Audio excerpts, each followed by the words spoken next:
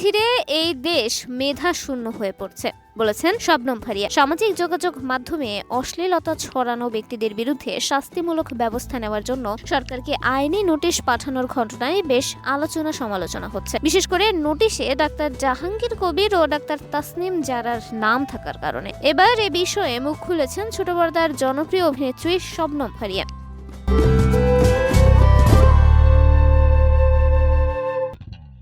যেখানে তিনি উল্লেখ করেছেন ধীরে ধীরে এই দেশ মেধাশূন্য হয়ে পড়ছে। তিনি একটি পোস্ট শেয়ার করে লিখেছেন, অবশেষে সরকার যখন বৈবাহিক ধর্ষণকে অপরাধ হিসেবে বিবেচনা করার জন্য উদ্যোগী হচ্ছে, ঠিক তখনই আপনারা এমন একজন মেয়েকে আইনি নোটিশে পাঠাচ্ছেন যিনি এই বিষয়ে মানুষকে সচেতন করার চেষ্টা করছেন।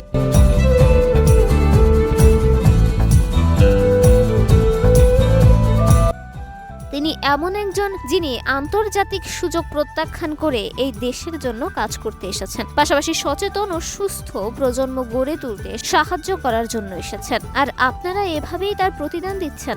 ফারিয়ার ভাষ্যে, আমাদের দেশের বেশিরভাগ মেধাবী মানুষ ইতিমধ্যেই দেশ ছেড়ে চলে গেছে।